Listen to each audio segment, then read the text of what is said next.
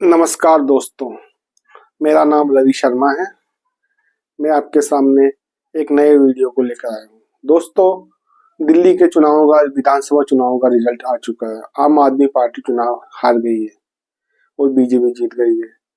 पहले सभी को ऐसा लग रहा था कि आम आदमी पार्टी चुनाव जीत लेगी, लेकिन जो नतीजे आए वो आपके सामने हैं। तो आज हम बात करते हैं कि आखिरकार ऐसे क्या कारण रहे जिससे आम आदमी पार्टी चुनाव हार गई। देखो, पहले तो ये लग रहा था कि शुरुआत में कि मामला बहुत ही क्लोज है, लेकिन मुझे बाद में एहसास हो गया था कि ये जो मैंने सर्वे किया और जो मैंने रिपोर्टिंग देखी, पब्लिक रिपोर्टिंग देखी कि दिल्ली में बीजेपी सरकार आएगी, इसके कुछ महत्वपूर्ण कारण थे। पहला कारण तो ये था कि आम आदमी पार्टी एक की शुरुआत कैसे होती है। आम आदमी पार्टी के हम इतिहास की बात करें तो आम आदमी पार्टी 2013 में अन्ना हजारे का जो मूवमेंट था और Arvind Kejriwal India against corruption से जुड़े हुए थे, तो उन्होंने पूरा एक यूपीए सरकार के खिलाफ माहौल बनाया, शीला दीक्षित के खिलाफ माहौल बनाया। उसके बाद में उन्होंने एक वैकल्पिक राजनीति की शुरुआत की और एक आम आदमी पार्टी बनाई। आम आदमी पार्टी का मुख्य वादा यह था कि लोकपाल बिल लाएंगे, लेकिन उसके बाद में आज तक 11 साल आम आदमी पार्टी की सरकार है दिल्ली में, लेकिन कोई लोकपाल बिल का नाम भी नहीं लिया गया। आम आदमी पार्टी ने यह दावा किया था कि हम एक वैकल्पिक राजनीति की शुरुआत करेंगे, भ्रष्टाचार मुक्त राजनीति की शुरुआत करेंगे, लेकिन फिर जनता को ये लगा कि यह वास्तव में वैकल्पिक राजनीति की शुरुआत करेंगे। इस चक्कर में बहुत से जो लोग थे, टेक्नोक्रेट थे, वकील थे, वो अपनी नौकरियां छोड़कर आम आदमी पार्टी में शामिल हुए, आम आदमी पार्टी का प्रचार करें। कुछ नए विधायक बने। आम आदमी पार्टी में शुरुआत में प्रशांत भूषण, योगेंद्र यादव जैसे लोग भी जुड़े थे, लेकिन धीरे धीरे केजरीवाल ने उन सबको बाहर निकाल दिया और आम आदमी पार्टी में एक छत्र केजरीवाल का राज रहा। आम आदमी पार्टी में एक तरीके से वन मैन शो हो गया। वो पार्टी ऐसी थी कि जिस पार्टी के झंडे पर भी उसके संयोजक का नाम था, संयोजक की फोटो होती थी। और आम आदमी पार्टी, केजरीवाल ने आम आदमी पार्टी का संविधान भी बदल दिया था कि वो, जिसमें ये लिखा था कि वो हमेशा के लिए संयोजक पद पर रहेंगे। आम आदमी पार्टी में संयोजक पद के लिए कोई चुनाव नहीं होता। तो अब जब आम आदमी पार्टी की छवि को डेंट लगा तो वो छवि निकल गई और मुख्य था कि भ्रष्टाचार के खिलाफ संघर्ष। लेकिन अरविंद केजरीवाल पर लिक्वर घोटाले का आरोप लगा। इस वजह से उसकी पार्टी के जो शीर्ष नेतृत्व था वो जेल में रहे। अरविंद केजरीवाल खुद जेल में रह के आए थे, मनीष सिसोदिया जेल में रहे, सत्येंद्र जैन और संजय सिंह, ये जो प्रमुख नेता थे वो जेल में रह के आए। तो इससे आम जनता के सामने आम आदमी पार्टी की जो एक अलग छवि थी पार्टी विद डिफरेंस की, वो खत्म हो गई। एक कारण ये रहा कि आम आदमी पार्टी ने मुख्यतः, जो पहले ये था कि जो लोकल मुद्दों पर चुनाव लड़ते थे, लेकिन आम आदमी पार्टी ने जमीन पर कोई काम नहीं किया, क्योंकि न तो दिल्ली में सड़कों की स्थिति सुधार में हुआ, सीवरेज लाइनें भी बहुत अस्त व्यस्त हालत में थी, पानी का इतनी शिकायतें मिल रही थी, पानी बहुत गंदा पानी आता था, इसलिए पब्लिक के बीच में वो नेगेटिव छवि रही। आम आदमी पार्टी का एक बेस वोट था। बेस वोट ये था कि बेस वोट था दलित और मुस्लिम।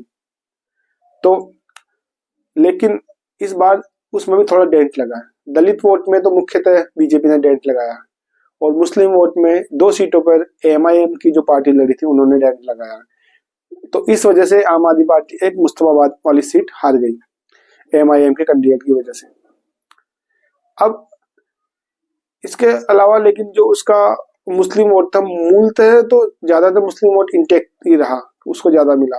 लेकिन एक और उसका वेट था झुग्गी झोपड़ियों वाला जो वोट, जो झुग्गी झोपड़ी में जो गरीब तबका रहता है, वो लोग मुख्यतः इस वजह से आम आदमी पार्टी के साथ थे, क्योंकि आम आदमी पार्टी फ्रीवीज के चक्कर में, आम आदमी पार्टी फ्रीवीज देती थी, बिजली पानी 300 यूनिट फ्री थी, तो इस वजह से वो उसके साथ थे। एक महिला वोटर के बारे में ये था कि महिला वोटर भी आम आदमी पार्टी के साथ जाएगा, और क्योंकि महिलाओं को उन्होंने आम आदमी पार्टी को डीटीसी बसों में फ्री सुविधा दे रखी थी कि बिना टिकट वो यात्रा कर सकते, उनका कोई पैसा नहीं लगेगा। लेकिन महिलाओं चुनाव रिजल्ट से यह साफ हुआ कि महिलाओं ने भी पूरी तरीके से आम आदमी पार्टी को सपोर्ट नहीं किया। महिलाओं का भी बड़ा झुकाव बीजेपी की तरफ रहा। लेकिन ऐसा भी नहीं कि आम आदमी पार्टी पूरी तरह से खत्म हो गई। आम आदमी पार्टी को फिर भी 43% वोट मिले हैं, लेकिन उसकी जो वोटों में 10% का डिक्लाइन आ गया है। यानी पहले उसके 53% वोट मिलते थे, 43%। ऐसे बीजेपी में है तो बीजेपी के वोट 45% थे और कांग्रेस को 6 पॉइंट कुछ परसेंट मिले हैं। तो कांग्रेस ने अपने 2% वोट बढ़ाए और बीजेपी ने अपने 7-8% वोट बढ़ाए। तो इस तरीके से आम आदमी पार्टी का बड़ा डिक्लाइन हुआ है। तो एक ये है कि जो मध्य वर्ग है, जो मध्य वर्ग आम आदमी पार्टी के साथ था। मध्य वर्ग लोकसभा चुनाव में बीजेपी को वोट करता था, लेकिन विधानसभा चुनाव में आम आदमी पार्टी को वोट करता था।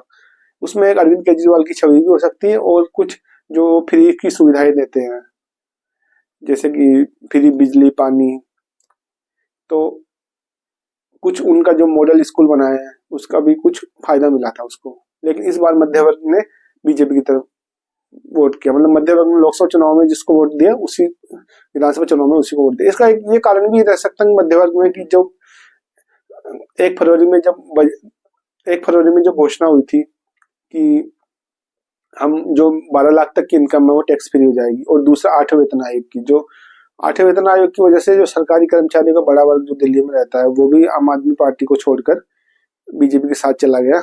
और दूसरा था कि जो 12 लाख की इनकम की वजह से जो मध्य वर्ग का था, जो चाहे सरकारी नौकरी वाले हो प्राइवेट नौकरी वाले हो, वो भी आम आदमी पार्टी के साथ चले गए, आम आदमी पार्टी को छोड़ के बीजेपी के साथ चले गए। तो ये रहा एक कारण, ये रहा कि आम आदमी पार्टी ने कांग्रेस के साथ समझौता नहीं किया, क्योंकि आम आदमी पार्टी 14 सीटें कांग्रेस की वजह से हारी है। क्योंकि आम आदमी पार्टी को जो वोट, आम आदमी पार्टी जो बीजेपी से जितने वोटों के अंतर से हारी है और जो कांग्रेस प्रत्याशी को जो वोट मिले हैं उनका अंतर ज्यादा था। मतलब कांग्रेस प्रत्याशी को जो वोट मिले वो ज्यादा थे आम आदमी पार्टी के उम्मीदवारों के हार के वोटों से। एक जो प्रमुख जो कैंडिडेट थे, उसके जो दिग्गज कैंडिडेट थे आम आदमी पार्टी के, मनीष सिसोदिया को जंगपुरा में जितने वोटों से हारे हैं, और जो फारून जो कांग्रेस के कैंडिडेट थे उनको करीब 12-13 हजार वोट मिले और वो शायद 6,000 वोट से हारे हैं। ऐसे ही अरविंद केजरीवाल नई दिल्ली की सीट से करीब 6,000 वोटों से हारे हैं और संदीप दीक्षित को भी लगभग इतने ही वोट मिले जितने वोटों से वो हारे हैं। आम आदमी पार्टी के जो मुख्यमंत्री थी निवर्तमान आतिशी, वो चुनाव जीत गई है। तो अगर ये दोनों मिलकर लड़ते तो शायद आम आदमी पार्टी को 35-36 सीटें मिल सकती थी। ये ऐसा अनुमान है अगर ये वोट पूरे शिफ्ट होते, लेकिन राजनीति में कभी भी गणित नहीं होती, राजनीति में केमिस्ट्री भी होती है। आम आदमी पार्टी का पूरी तरीके से दिल्ली में साफ नहीं हुई, लेकिन आम आदमी पार्टी को 24 सीट मिली है और आम आदमी पार्टी को 22 सीट मिली है और बीजेपी को मिली 48 सीट और कांग्रेस को 0 सीट। अब सवाल ये आता है कि चुनाव हार गया तो चुनाव हारने के बाद में आम आदमी पार्टी का क्या होगा। देखो, आम आदमी पार्टी मुख्यतः दिल्ली केंद्रित पार्टी थी, अरविंद केजरीवाल उसके नेता थे। उसके बाद में उसने 11 साल के अंदर अंदर 2 राज्यों में सरकार बनाई है, एक दिल्ली और एक पंजाब। दिल्ली में जब से आम आदमी पार्टी बनी तब से लगातार सत्ता में है, तो आम आदमी पार्टी को कभी दिल्ली में विपक्ष का सामना नहीं करना पड़ा। तो अब आम आदमी पार्टी के सामने चुनौती है कि उसको विपक्ष की भूमिका निभानी पड़ेगी। केजरीवाल को वापस से सड़क पे आना चाहिए, तभी वो अपने को रिवाल्वर कर पाएगी। और एक खतरा है पंजाब के अंदर ऐसा कि जो पंजाब में पूरी तरीके से दिल्ली मॉडल के नाम पर ही वो सत्ता में आई थी और ये कांग्रेस के आपसी अंतर्कलह है। तो पंजाब में अभी सुनने में आ रहा है कि उसके कुछ विधायक जो मुख्यमंत्री भगवंत मान से नाराज चल रहे हैं, तो आपस में वहां पर भी आपसी कलह है। तो वहां पर बीजेपी उसको तोड़ने का प्रयास कर रही है सरकार को। अब देखो आगे वहां पर क्या होता है। एक चुनौती आम आदमी पार्टी की दिल्ली में अपने विधायकों को बचाना भी रहेगी। हो सकता है उसमें से 5-6 विधायक अपना पाला बदल के बीजेपी में चले जाए। इसके अलावा आम आदमी पार्टी की जो भविष्य की जो योजनाएं हैं, क्योंकि अरविंद केजरीवाल की हमेशा राष्ट्रीय महत्वाकांक्षाएं हैं। आम आदमी पार्टी को पंजाब चुनाव जीतने के बाद से राष्ट्रीय पार्टी का दर्जा मिला। उसके बाद से अरविंद केजरीवाल ने दावा किया था कि वो राष्ट्रीय विकल्प है, क्योंकि अरविंद केजरीवाल का हमेशा जो सपना रहा है कि वो मोदी के बरबक्स एक राष्ट्रीय विकल्प के रूप में बने। तो उनकी महत्वाकांक्षा थी, वो अलग अलग राज्यों में जाकर चुनाव लड़ते थे, गुजरात में लड़ते थे, राजस्थान में भी लड़ा उन्होंने, हरियाणा में भी लड़ा, गोवा में भी लड़ा, हिमाचल में भी लड़ा। और आम आदमी पार्टी ने कांग्रेस को डैमेज किया है, ठीक ठाक डैमेज किया। गुजरात में 14% वोट लेके गए और 5% सीट। तो गुजरात में कांग्रेस अपने ऐतिहासिक रूप से सबसे नीचे लेवल पे आ गई। इस प्रकार हिमाचल में भी कुछ डैमेज किया था और हरियाणा में भी 6 सीटें आम आदमी पार्टी की वजह से ही कांग्रेस हारी। तो इस तरीके से अब हो सकता है कि आम आदमी पार्टी अपने को पुनर्गठित करे और दिल्ली पर ही और पंजाब पर ही केंद्रित करे फिलहाल। उससे कांग्रेस को एक चांस मिल सकता है कि कांग्रेस ये सोच रही है कि आम आदमी पार्टी में के हार जाने के बाद हमें चांस मिल सकता है कि हम एक विपक्षी पार्टी के रूप में आ जाए। लेकिन फिलहाल ये नहीं लगता है, क्योंकि आम आदमी पार्टी के पास अभी भी 43% वोट है, मतलब 43% वोट है।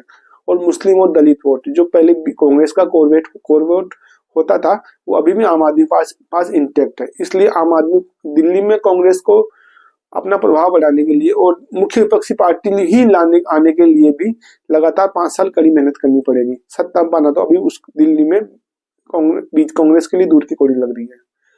ये हो सकता है कि कांग्रेस को यहाँ से गुजरात के चुनाव में फायदा हो जाए और पंजाब के चुनाव में। गुजरात के चुनाव तो अभी दूर है, लेकिन पंजाब के चुनाव 2027 में होंगे। तो उसमें आम आदमी पार्टी कमजोर हुई, क्योंकि आम आदमी पार्टी को दिल्ली से ताकत मिलती थी, एक केजरीवाल का जो चेहरा था। तो केजरीवाल के जो चेहरे की राष्ट्रीय अपील है वो भी कमजोर हुई है। तो वहां पर कांग्रेस, क्योंकि लोकसभा में भी कांग्रेस मजबूत थी, लोकसभा में कांग्रेस 7 सीटें जीती थी और आम आदमी पार्टी सिर्फ 3 सीटें जीती थी, 3 या 4 सीटें। तो वहां पर कांग्रेस का अभी भी बेस बना हुआ है। तो कांग्रेस बहुत ही मुख्य विपक्षी पार्टी है। तो हो सकता है कि कांग्रेस आने वाले पंजाब में विधानसभा चुनाव में अपनी वापसी कर ले।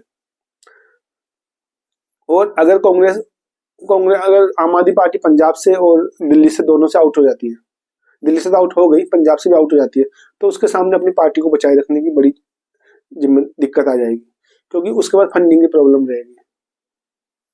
तो अब इसमें ये एक इंडिया गठबंधन में क्या हो सकता है? इंडिया गठबंधन में जो इंडिया गठबंधन की जो सारी पार्टियां थी मुख्य, जैसे टीएमसी ले लो, डीएमके, सपा और एनसीपी, इन्होंने अरविंद केजरीवाल को समर्थन दिया था, जबकि कांग्रेस को समर्थन नहीं दिया। उसमें उनका यह भी तर्क था कि जिस राज्य में जो पार्टी, क्षेत्रीय पार्टी मजबूत है, उसके साथ इंडिया गठबंधन में खड़ा होना चाहिए। लेकिन अगर कांग्रेस इसी तरीके से अपनी जमीन खोती रही, चुनाव नहीं लड़ेगी, तो उसका तो हर स्टेट में, हर राज्य में उसकी क्षेत्रीय पार्टी से क्लैश तो रहेगा। तो ये इंडिया गठबंधन तो ऐसे तो नहीं चल पाएगा। इंडिया गठबंधन में वैसे भी कांग्रेस का मानना है कि इंडिया गठबंधन विधानसभा चुनाव के लिए नहीं है, लोकसभा चुनाव के लिए। लेकिन अगर आप विधानसभा चुनाव में तो आपस में लड़ते हो और लोकसभा चुनाव में एक साथ दिखते हो, तो जनता के सामने क्या संदेश जाएगा? जनता इतनी मूर्ख नहीं है। तो इसलिए हो सकता है कि भविष्य में इंडिया गठबंधन से आम आदमी पार्टी अलग हो जाए, या फिर ये हो सकता है कि इंडिया गठबंधन अपने आपसी अंतर्विरोधों की वजह से बिखर जाए। और लोकसभा चुनाव अब क्योंकि अभी दूर है, तो अभी इंडिया गठबंधन की फिलहाल न तो कांग्रेस को जरूरत है, न क्षेत्रीय पार्टी को जरूरत है। बस लोकसभा में कुछ मुद्दों के आधार पर वो लोग विपक्षी एकता का दिखावा कर सकते हैं। बाकी अडानी के मुद्दे पर तो लोकसभा में भी फूट पड़ चुकी है, और आगे जो अमेंडमेंट हो गया उससे मैं आपको परिचित कराता रहूंगा। तो दोस्तों, ये था मेरा वीडियो। अगर आप मेरे चैनल पर नए हैं तो मेरे चैनल को लाइक कीजिए, सब्सक्राइब कीजिए, और अगर आपको ये वीडियो पसंद आता है तो इसको लाइक कीजिए और इसको शेयर कीजिए। धन्यवाद।